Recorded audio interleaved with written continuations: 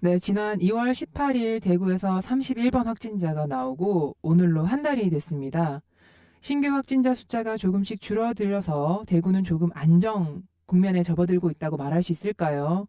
아무튼 처음 며칠 동안 환자가 급증하는데 대구시와 보건당국이 우왕좌왕하는 걸 보면서 재난에 대비한 의료체계가 허술하다.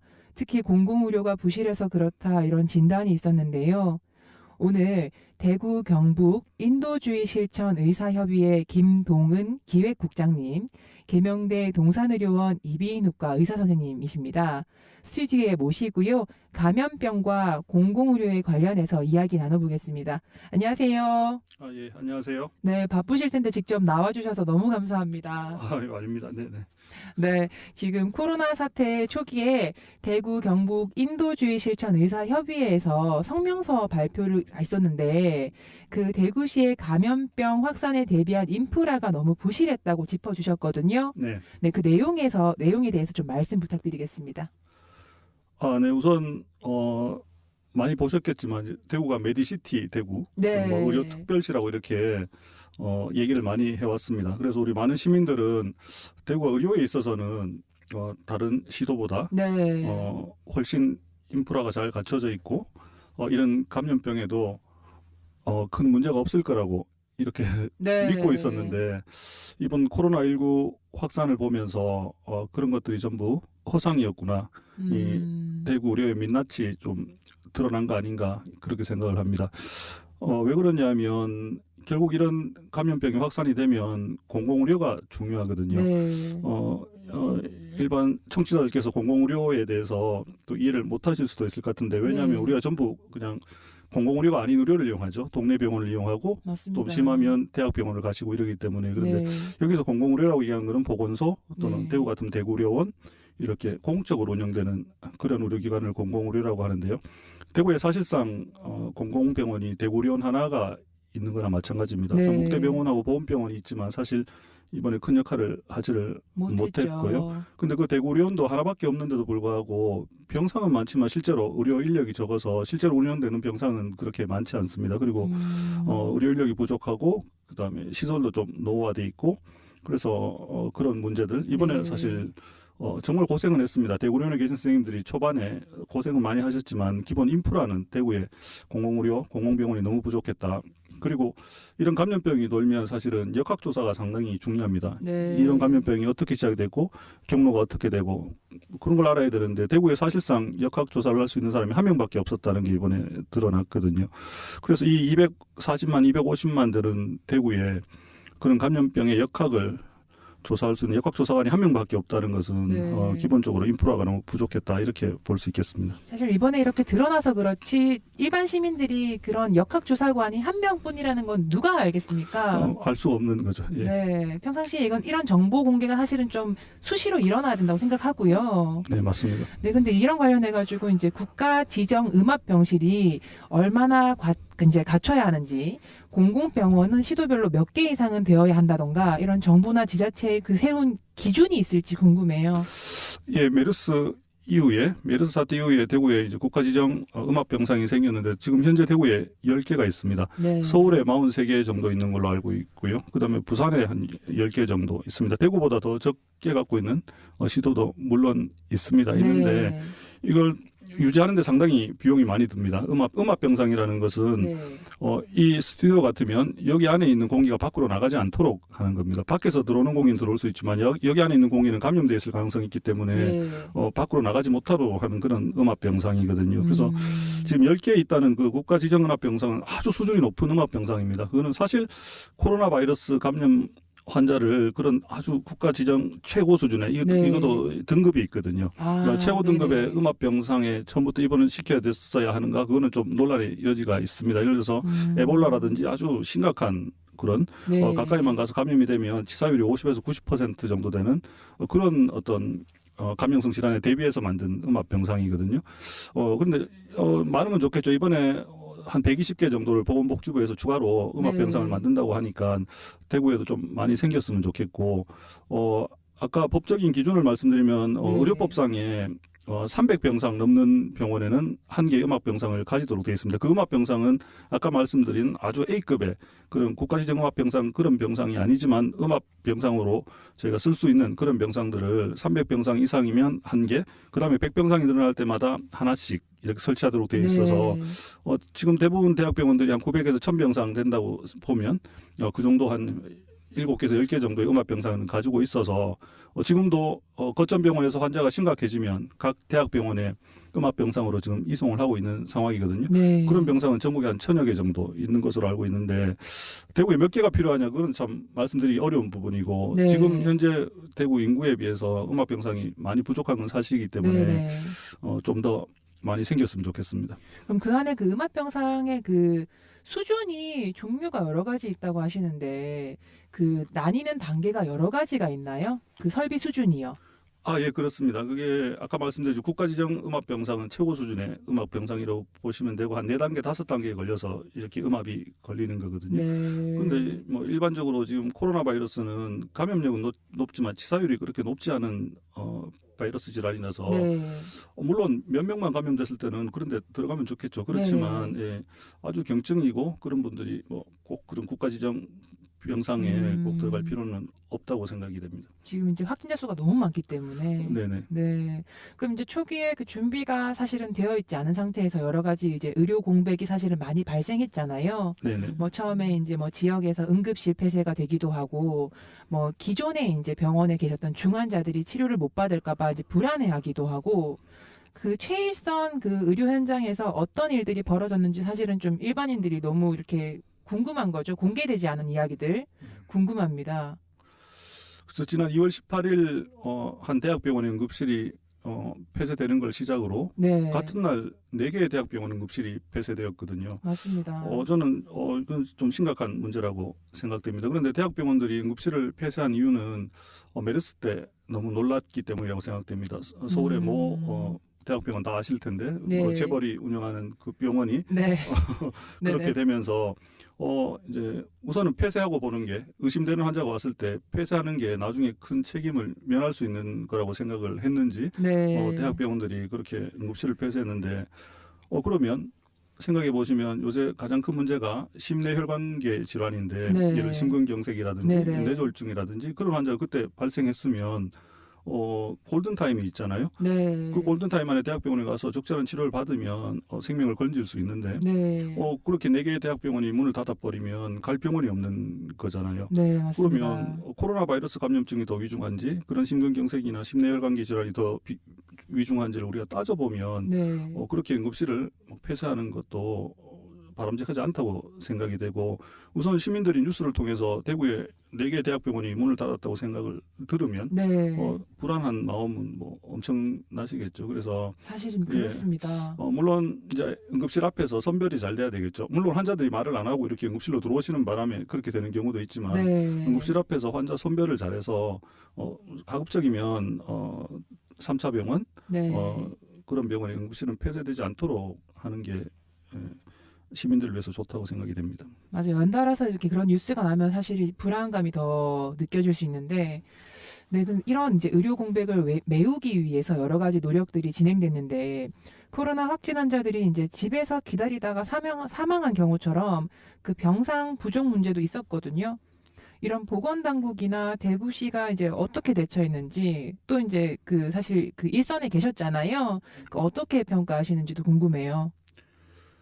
일단 인프라 부족은 아까 말씀드렸지만 인프라가 부족하면 이 감염병이 중국에서 시작이 됐고 그다음에 우리나라에서도 첫 확진 환자가 나오고 네. 그 사이에 시간이 있었죠. 적어도 네. 1주, 2주간의 시간이 있었으면 그 사이에 준비를 했었어야 될 거라고 생각이 되는데 모르겠습니다. 제가 정확히 잘 몰라서 그런지 몰라도 제가 보기에는 그다지 준비를 제대로 한 것 같지는 않습니다. 왜냐하면 대구에 첫 환자가 발생하고 그다음에 갑자기 급증하게 되니까 환자들은 늘어나는데 입원할 병실이 없었던 거죠. 네. 그러면 그걸 미리 준비를 했었어야죠. 환자들이 늘어나면 대구의료원에 있는 환자들을 일단은 어떤 공공병원 말고 다른 병원으로 좀 이송을 하고 네. 그다음에는 어떻게 하겠다는 체계적인 그런 계획이 있었어야 되는데 제가 보기에는 그렇지 않았던 것 같습니다. 그래서 갑자기 결정이 나서 대구의료원하고 계명대 대구 동산병원 네. 환자들을 소개령이라고 얘기하는데요.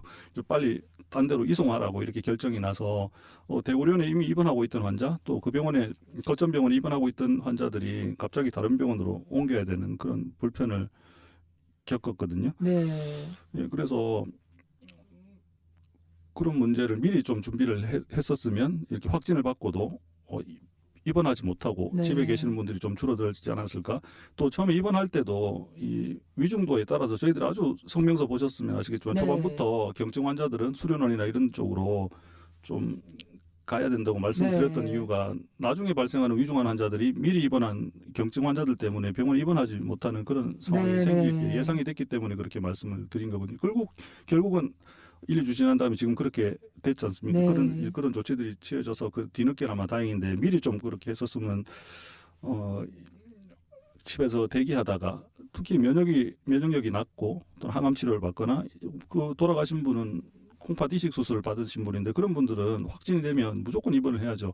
왜냐하면 이 바이러스 질환에 보통 젊은 분들 또는 기저질환이 없는 분들은 잘 이겨낼 수 있지만 그런 면역이 저하된 분들 또는 연세가 많은 분들은 아주 위험하기 고위험군이기 때문에 네. 그런 분들이 집에서 대기하다 돌아가시는 거는 좀 막을 수 있었지 않았을까 그런 좀 안타까운 마음이 있습니다. 사실 이제 성명서 발표도 하시고 이제 여러 의견들을 내시는데 왜 이런 이제 제1선에서 전문가들이시잖아요. 그럼 이제 이런 의견들이 왜 대구시나 그런 보건당국에는 의견 반영이 되지 않고 수용이 되지 않는 건지 너무 속상합니다. 예, 저희도 힘이 없어서. 아닙니다. 자꾸 이렇게 또 목소리 내주시고 네. 또 계속해서 이제 이야기하는 것이 좋다고 생각하고요. 네. 네, 앞으로도 더 많은 발언 부탁드리고. 네. 그래서 이제 또 이제 의료 인력이 보호 장비도 또 부족하다. 네. 방호복이 또 부족해가지고 그런 현장 목소리가 뭐 여러 또 이제 미디어를 통해서 나왔거든요. 네. 많이 들려왔는데 그런 목소리가 또 이제 그 와중에도 또 이제 자원에서 내가 가겠다 해서 이제 또 의료진들이 또 많이 또 외부에서도 오시고 대구에서도 또 오시고 해서 이제 언제까지 이런 누군가가 자원에서 오는 것, 누군가가 이제 선의로서 오는 것에 기대해야 하나 싶은 마음이 있거든요. 어떻게 하는 게 좋을까요? 네, 뭐 맞는 말씀입니다. 여러 가지 말씀을 하셔서 앞에 부족한 그런 보호장구 네. 말씀을 드리면 현재 제가 거점병원에도 있고 그다음에 인도주의 실천의사협의회에서 달서구에서 선별진료소도 운영하고 있는데 네. 현재까지 뭐 보호장구가 부족하거나 그렇진 않습니다. 뭐 언론에는 그런 얘기들이 많이 나오는데 네. 현재는 그렇지는 않고 가급적이면 저희들도 이게 장기화될 거에 대비해서 네. 좀 아껴 쓰고 있습니다. 근데 현재는 부족하지 않다는 말씀을 드릴 수 있겠고 네. 그다음에 사실 누구나 감염에 두려운 건 마찬가지죠. 저도 뭐 거기서 의사로 일하지만 두렵기는 마찬가지입니다. 일반인은 네. 크게 다르진 않거든요. 그런데 네.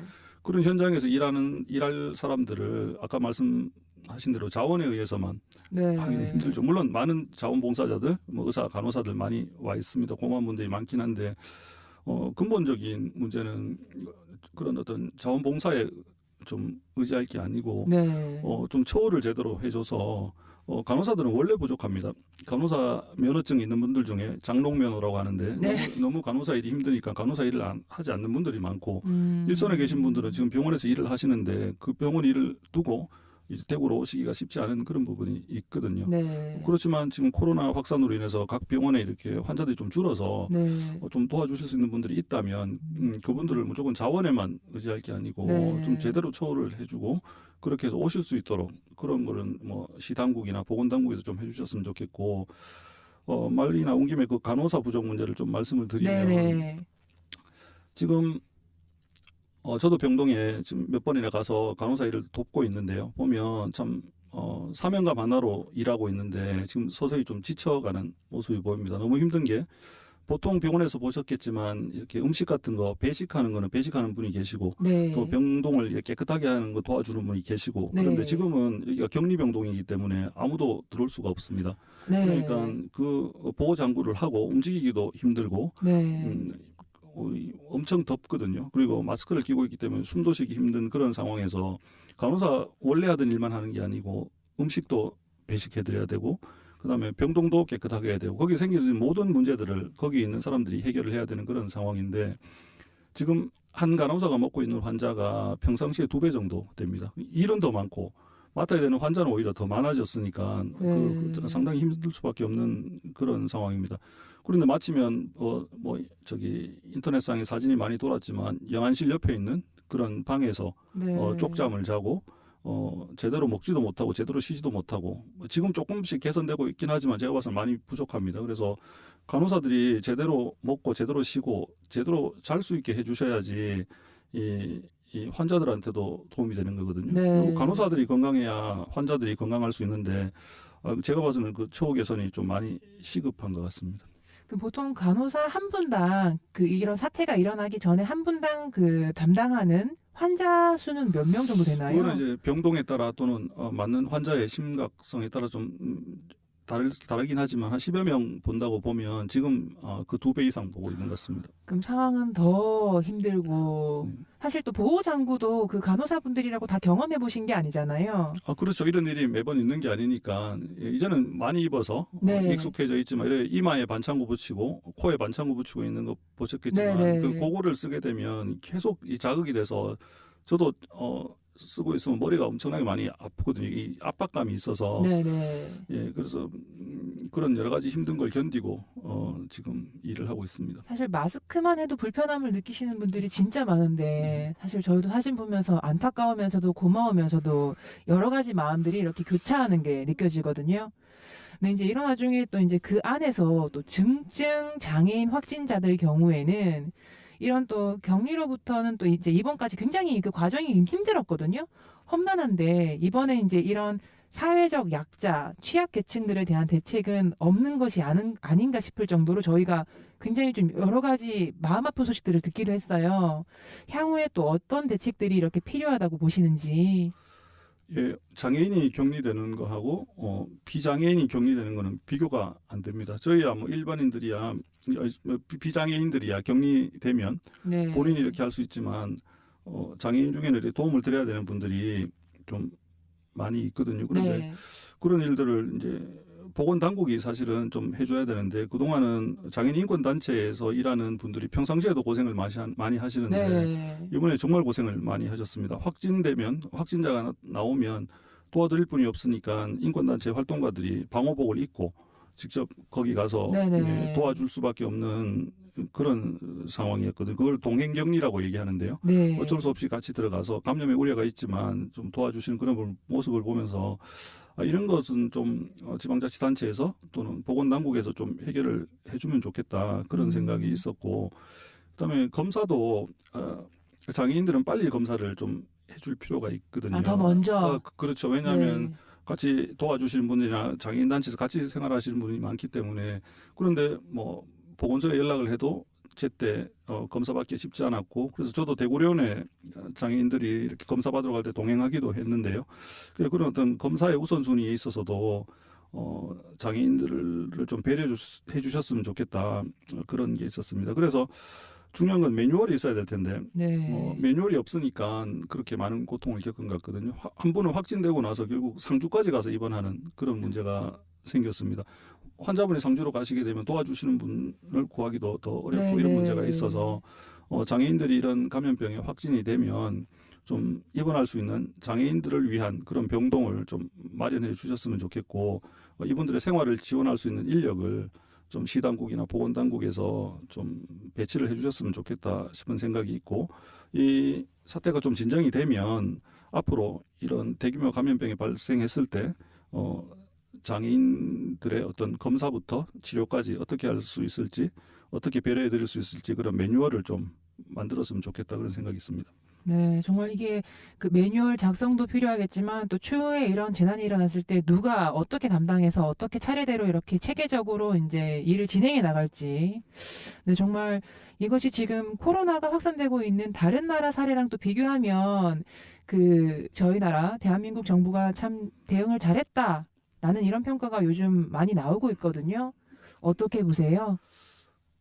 네, 저도 뭐 큰 맥락에서는 동의합니다. 동의하고 아주 초반에 방역 대책은 상당히 질병관리본부나 이런 데서 잘했다고 생각합니다. 그는 우리가 메르스를 겪으면서 또는 그 이전에 뭐 신종 플루라든지 네. 거기서 배운 어떤 교훈들이 있어서 초기 대응은 좋았다고 생각이 됩니다. 더 중요한 건 이 정보의 투명한 공개가 중요한데 지금 다른 나라들 보면 정보를 잘 공개를 하지 않는 나라들이 있는데 네. 저희는 뭐 하루에 2번씩 중계 방송하듯이 그게 좀 역효과도 있습니다. 왜냐하면 이제 계속 그걸 보고 있으면 불안하잖아요. 네. 그래서 좀 과도한 불안을 좀 야기하는 측면은 있었지만 어쨌든 정보를 이제 투명하게 공개하는 측면에서는 정부가 상당히 잘했다고 생각이 되고 네. 메르스 때 가장 큰 문제가 이 정부와 지방자치단체 간의 소통이 잘 안 됐던 그런 문제가 있었거든요. 그런데 네. 이번에는 보면 그렇지 않고 중앙정부하고 지방정부 간에 서로 이렇게 소통이 좀 활발한 것 같아서 네. 다행이라고 생각합니다. 뭐 평가는 또 나중에 나오고 사람들 네. 따라서 뭐 극과 극으로 나뉘던데요. 네. 그건 이렇게 이 사태가 진정된 다음에 좀 차근차근 한번 짚어볼 문제이긴 하지만 네. 뭐 미국 공중보건서비스 단장이 했던 말이 저는 상당히 인상 깊었던데 네. 어제 했던 말이죠. 미국은 이탈리아가 될 수도 있지만 미국인들이 정부의 이야기를 듣고 사회적 거리를 잘 유지한다면 미국은 한국이 될 희망도 있다. 이렇게 얘기했다는 얘기는 네. 지금 대처를 잘못했다고 얘기하는 것은 한국 언론밖에 없다고 얘기하는 그런 뭐 얘기도 있는 것처럼 외신이나 네. 외국에서 봤을 때는 지금의 우리 보건당국의 대처가 좋았다 이렇게 보는 것 같습니다. 물론 뭐 100% 잘했다는 얘기는 아니고 네. 세부적으로는 저희 지적할 부분 좀 아쉬운 부분들이 없지 않아 있긴 하지만 그런 부분들을 앞으로 좀 개선해 나간다면 앞으로 이거 5년, 6년 주기로 계속 이런 감염병이 계속 네. 올 텐데 네. 좀 더 잘 대비할 수 있지 않을까 그렇게 생각합니다. 정말 이제 이야기가 계속 사실 반복해서 뭐 의료에 뭔가 공백이 있다던가 뭐 공적 시스템의 부재 이런 것들이 여러 가지 계속 반복돼서 이야기가 나오지만 그 사이사이에서 이제 또 공공병원이 민간병원이 할 수 없는 역할을 할 수 있다는 이야기가 사실은 많거든요. 근데 이번에 이제 보건소나 대구의료원 같은 공공 이제 역할을 하고 있던 의료 이제 그런 역할들이 어떻게 진행됐는지 좀 궁금해요. 네, 대구의료원이 이 초기에 상당히 힘들었습니다. 이제 선별 진료소도 대구의료원에 처음 차려졌고요. 그리고 네. 환자들이 검사를 받기 위해서 엄청나게 많이 몰려오는데 인력은 한정이 돼 있고 네. 그때까지는 뭐 공중보건이라든지 이런 분들이 좀 도움을 주기 전에는 네. 대구의료원에서 되게 힘들었습니다. 선생님이 24시간 근무하시는 것도 받고 간호사들이 2교대로 일하고 그래서 저희들이 선별 진료소를 좀 도와야 되겠다 그런 생각을 하게 된 것도 그런 이유가 있는데 보건소도 마찬가지로 지금 선별 진료소를 다 운영은 하고는 있거든요. 네. 그러나 뭐 아까 말씀드린 워낙 인프라가 부족하다 보니까 네. 좀 역부족이었다. 뭐 최선을 다했지만 네. 너무나 갑자기 환자가 급증하는 상황에서 각 구에 있는 보건소 또는 대구의료원이 그걸 감당하기에는 너무 힘든 상황이었다 그런 생각이 있습니다. 각 보건소에도 사실은 역학 조사를 할 수 있는 분이 좀 배치가 되어 있어야 되고, 네. 뭐 대구시에도 마찬가지고 그런 부분들을 좀 이번에 개선을 해야지 다음에 좀 대비를 잘할 수 있을 거라고 생각이 됩니다.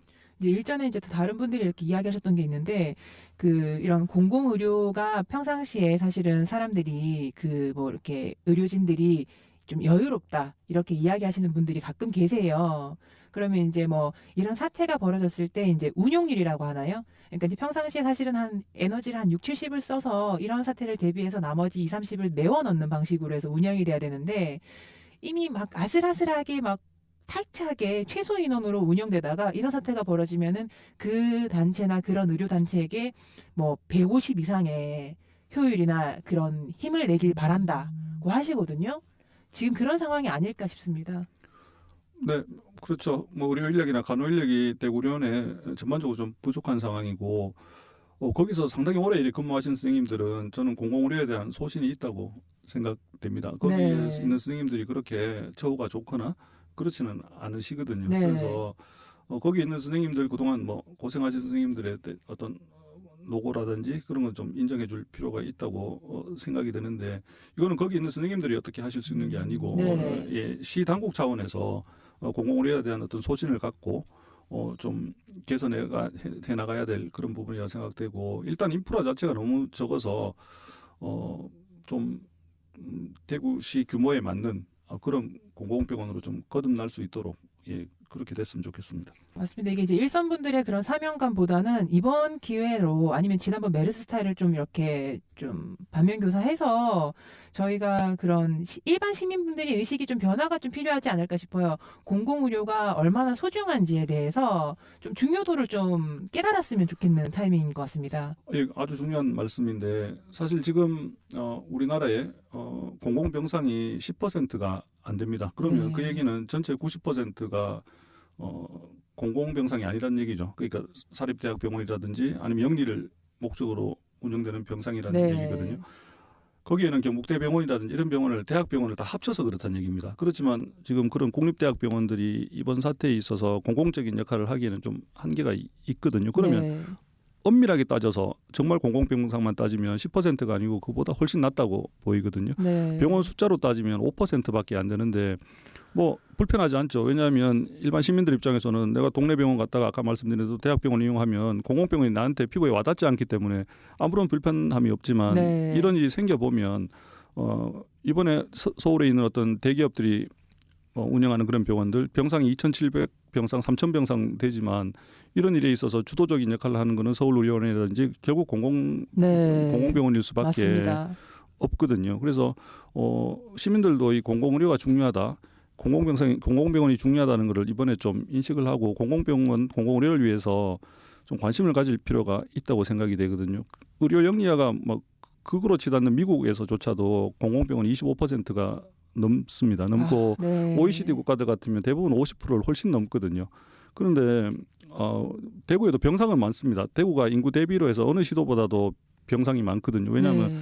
대학병원 큰 대학병원들이 많고 아주 높은 건물들이 많잖아요. 네. 그렇지만 그게 전부 공공병상이 아니고 사립대학병원들 또는 네. 아주 지금 경쟁에 내몰려 있는 그런 무한 경쟁에 들어가 있는 3차 병원들의 병상이기 때문에 그런 병상은 이런 어떤 감염병 확산에 있어서 사실 시민들을 위해서 큰 역할을 할 수가 없는 거죠. 대구 동산병원 같으면 병원을 이전하는 바람에 병상이 마침 네. 좀 비어 상황이 있었고 네네. 그리고 뭐 원래 대구 동산병원이 예전부터 뭐 콜레라라든지 아주 이건 120년 역사를 보면 네네. 구한 말에 어려운 전염병이 돌았을 때 결국 그런 역할을 해서 저는 아주 이번에 중요한 역할을 했다고 생각합니다. 사립대학병원이긴 하지만 네. 그러면 사립대학병원은 이럴 때 병상을 내놓을 사실 의무는 없는 거거든요. 그럼 대구 네. 동산병원이 병상을 제공하지 않았으면 과연 그럼 더 큰 심각한 문제가 있었을 텐데 그거를 사실 민간에 어떻게 부탁을 할 게 아니고 공공에서 해결할 수 있도록 앞으로는 공공병원을 더 만든다든지 하여튼 공공의료를 강화할 필요가 있다고 생각합니다. 아니면 이제 공공병원을 새로 이제 설립하는 게 이제 비용적으로 굉장히 많이 들 수도 있기 때문에 아니면 이제 민영병원들의 이제 협력이 사실 이제 매뉴얼이 좀 있다면 더 좋지 않을까 싶기도 하고 그 이제 아까 앞에서 이제 그 선생님께서 앞으로 코로나 같은 감염병 사태가 주기적으로 올 수 있다 하셨는데 네. 그러면 이제 그 공공의료가 강화되어야 될 것 같은데 그 대구를 본다면 향후에 이제 어떤 과제들이 있을지 계속 반복되는 것 같아요, 이야기는. 네, 그래서 2010년에 시내에 있는 적십자병원 폐원할 때 저희들이 좀 강력하게 반대를 했습니다. 그래도 병원 뭐 적자를 이유로 폐원을 했죠.